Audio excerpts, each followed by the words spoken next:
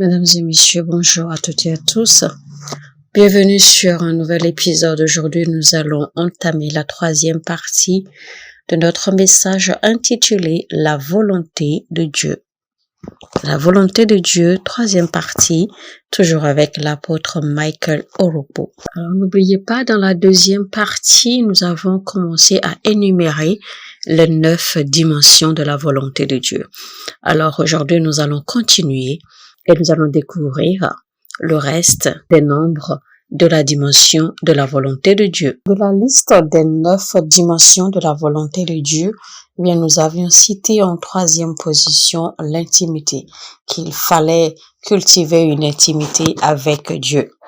Aucun homme ne peut avoir une intimité avec Dieu et être coincé dans la vie. Personne ne peut avoir une intimité avec Dieu et avoir des difficultés. Car quiconque a une relation intime, une communion avec Dieu, ne manque jamais de direction, ne commet pas d'erreur, parce que Dieu lui parle, Dieu le dirige, Dieu le guide à chaque pas. Dieu oriente ses pas et ses actions. Dieu le suit de près et il écoute Dieu de près. Il obéit aux instructions de Dieu et sa vie est pleinement tracée et régulée.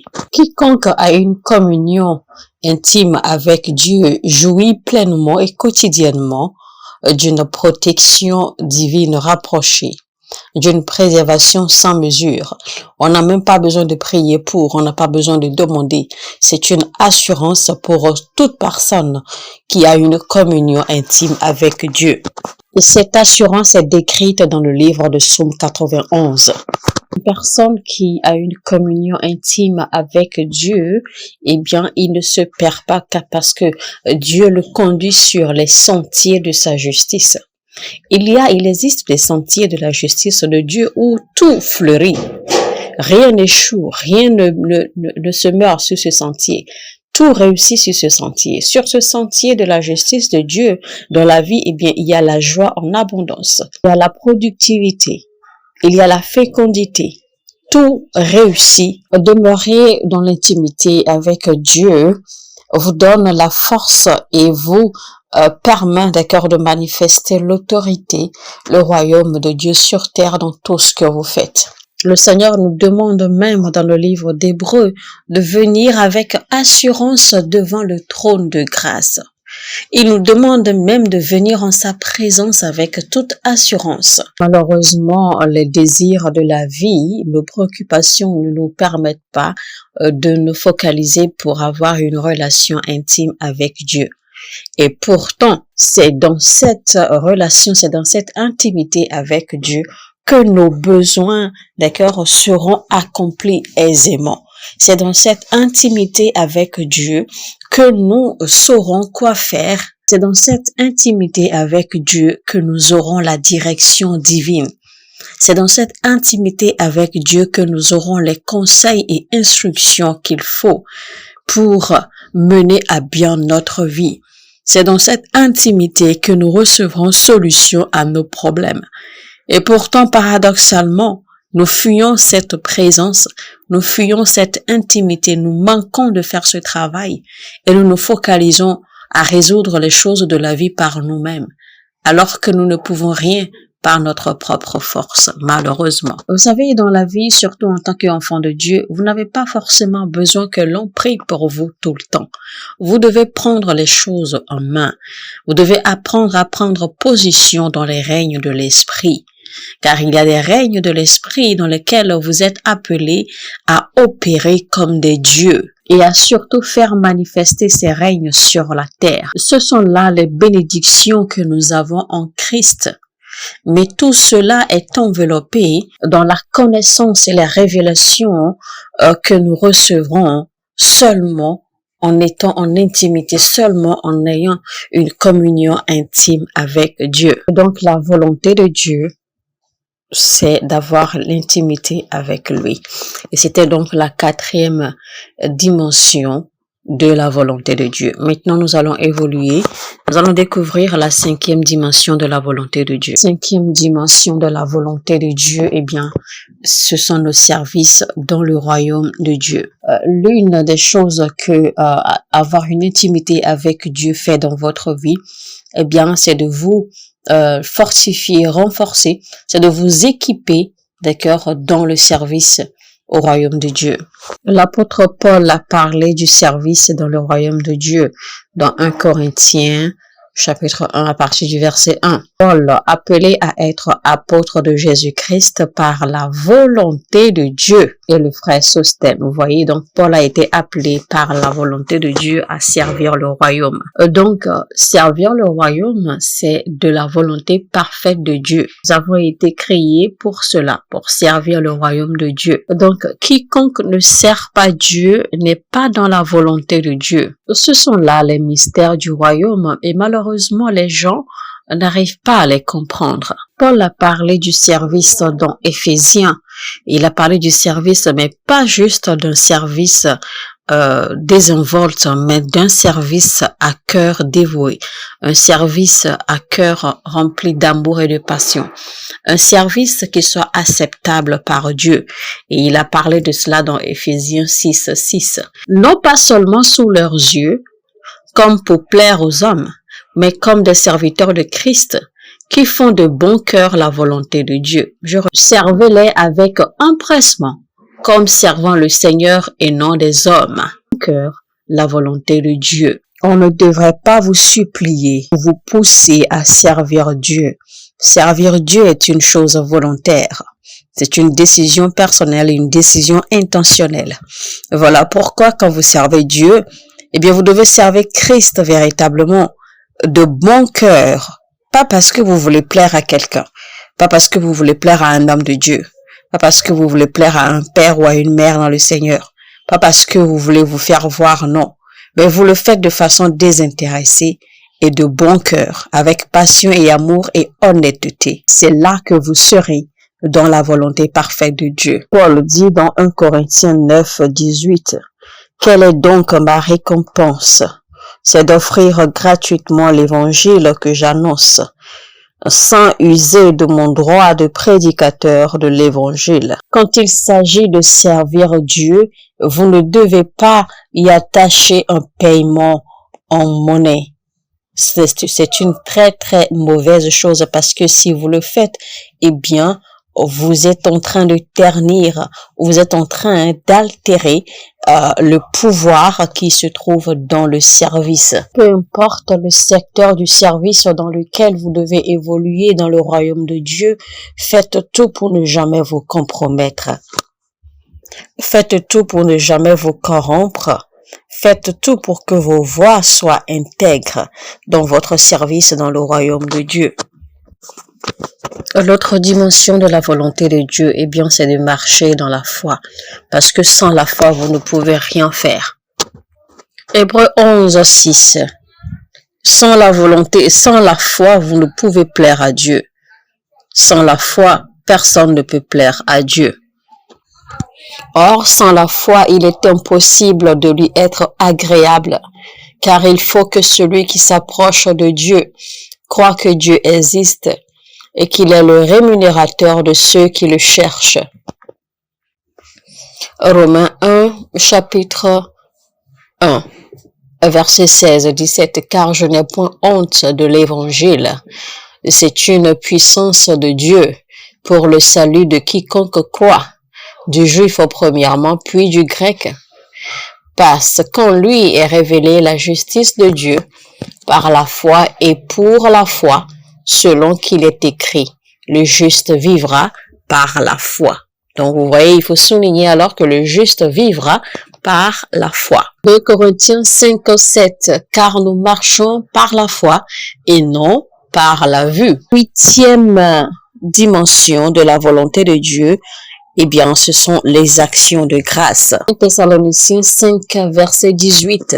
« Rendez grâce en toutes choses, car c'est à votre égard la volonté de Dieu en Jésus-Christ. » Vous voyez donc, la volonté de Dieu, c'est que nous rendions grâce pour toutes choses qui arrivent. Même si les choses ne vont pas bien, il faut toujours rendre grâce à Dieu. Parce qu'en rendant grâce à Dieu, eh bien, vous déclenchez l'ouverture des portails. Vous préparez l'atmosphère à la manifestation. Alors, peu importe les circonstances, apprenez à toujours rendre grâce à Dieu. Acte 16, 25. Vers le milieu de la nuit, Paul et Silas priaient et chantaient des louanges de Dieu, et les prisonniers les entendaient. Il est écrit dans Psaume 150, verset 6, « Que tout ce qui respire loue l'Éternel. » Apocalypse 4, 11, « Tu es digne, notre Seigneur et notre Dieu, de recevoir la gloire et l'honneur et la puissance, car tu as créé toutes choses, et c'est par ta volonté qu'elles existent et qu'elles ont été créées. » Donc, la volonté de Dieu, c'est que nous lui rendions grâce, peu importe ce qui arrive. Que les choses aillent bien, rendez grâce. Que les choses n'aillent pas bien, rendez grâce. Parce que le Père cherche ceux qui vont l'adorer, ceux qui vont le louer constamment. C'est dans les actions de grâce que le changement s'émaine. C'est des actions de grâce que le changement provient. Donc, apprenez à toujours rendre grâce à Dieu. Et car c'est en rendant grâce à Dieu que vous faites la volonté de Dieu. Les actions de grâce multiplient les bénédictions. Les actions de grâce déclenchent les manifestations. Les actions de grâce provoquent Dieu et attirent son attention à agir en urgence en votre faveur. La 9e dimension de la volonté de Dieu, eh bien, c'est de gagner des âmes pour son royaume. 2 Corinthiens 5, 19. Car Dieu était en Christ, réconciliant le monde avec lui-même,